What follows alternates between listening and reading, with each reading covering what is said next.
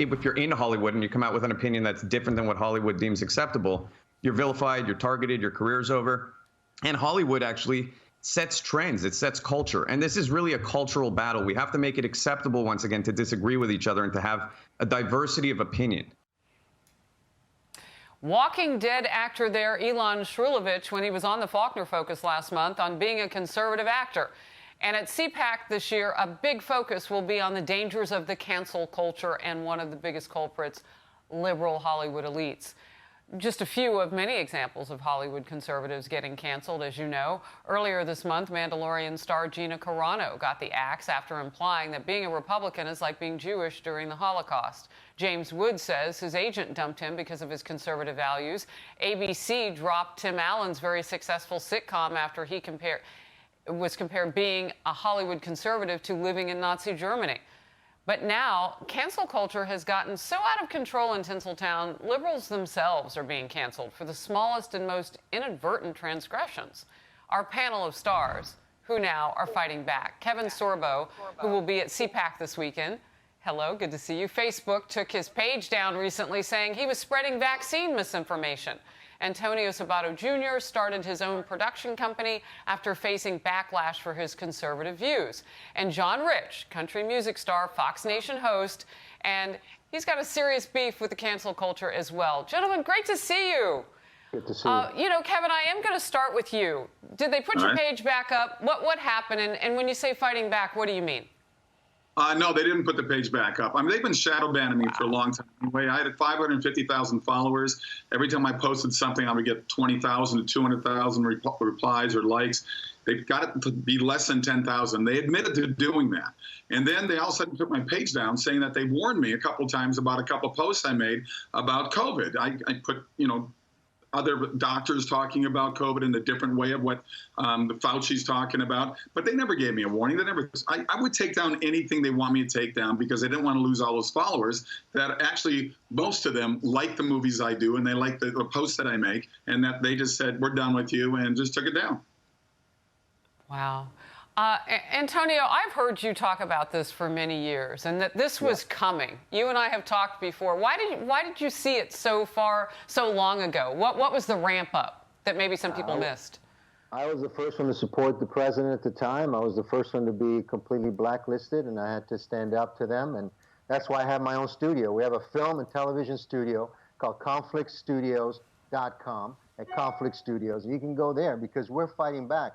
I'm working with Kevin. I'm working with everyone. I created projects like Trailblazers, my first film that I'm going to direct this summer, to give chances to a lot of people that have been blacklisted, have been thrown on the sideline, and those days are over. We're creating our own future, our own projects, and we're going to keep fighting back like this. And there's also a lot of people in the industry, from, makeup artists, drivers, you name it, who live in Hollywood, who had enough.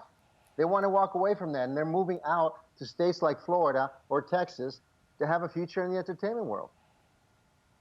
It's a dream that you have, John, and I know for you, because I've seen you perform, it comes from inside. So it's not fair that somebody gets to shut that down just because they don't agree with you. So what is your idea of fighting back right now, and what has your experience been as a star musician? In country music, if you look at all of our artists, there's all kinds of political leanings amongst our artists. But the only ones you're really hearing from are the liberal artists. You're not hearing strong conservative opinions coming from the conservative country artists, and there's a reason for that, because they know that predominantly in radio and on Music Row and the award shows, the shots are called by the liberal guys and gals who run those shows, so they just keep their mouth shut. So for a guy like me, my freedom of speech and exercising that is more important to me than making those people happy. I just wouldn't feel good about myself if I really felt strongly about something and didn't say it for fear of what they may do. I agree with the two guys here with me today, my compadres here, that you need to set up your own systems. I'm currently working on a new format of country music where conservative country music fans can go listen to country music and some other elements that really turn them on and entertain them, kind of like a hybridized situation. So I'm working like these guys are in my own industry to create alternatives. Bongino did a great job with his team setting up Parler. That was brilliant. and it gave people a hill to run to. They say they're going to run for the hills. Well, you have to have a hill to run to. I think guys like us are building those hills right now. You know, I'm writing that down, and I'm wondering how much Hollywood is missing. Kevin, I want to come back to you on this. You know, if you just think dollars and cents in business, why would you want to leave anybody out? Like, I know I went to college in Southern California. I know friends who work in the industry now. That's some real money they're leaving on the table. And if Antonio and John are setting up venues, just like Dan Bongino, who we mentioned, I mean, that doesn't make good business sense to me.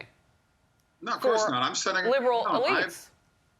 Well, I have my own. I have SorboFamilyFilmStudios.com, so people can go there as well and sign up. Look, it's so bizarre to me that they want to not pay attention to the 80 million households out there that want not necessarily faith-based, but family-friendly type of movies and TV shows. When my movie came out, Let There Be Light, a couple of years ago, I got a call from Netflix, and they said, hey, we see that you have a big, step inside this family-friendly world. We'd like to set up an inspirational division here at Netflix. So I had 3 meetings with them. They were wonderful. They were very nice to me.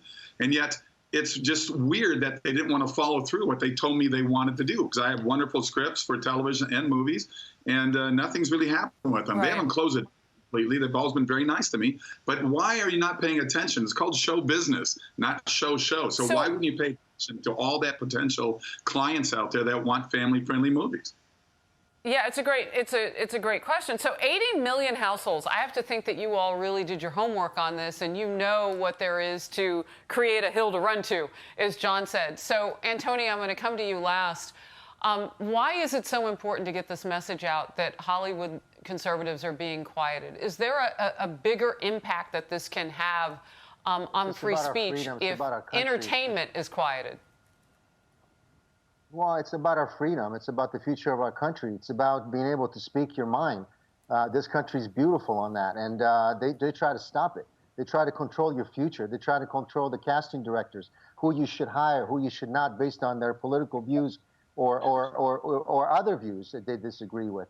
Those days are over. So we're creating a future. We're creating freedom in the entertainment world. I mean, the entertainment world's supposed to be liberal, supposed to be the one to accept everyone. But how come they don't accept things that they disagree with? It's because they want control over the minds of everyone. And those days are over, and we're stepping up big time. The American people are with us. Like I said, go to conflictstudios.com, because we're protecting people from this point on, and we're going to give careers back to people that deserve it. You have given us all your hills that you want people to run to, so we'll get that up on our social media. Kevin, Antonio, and John, thank you so very much for giving us a window into your world and how it affects everybody else's. Good to see you on this Friday.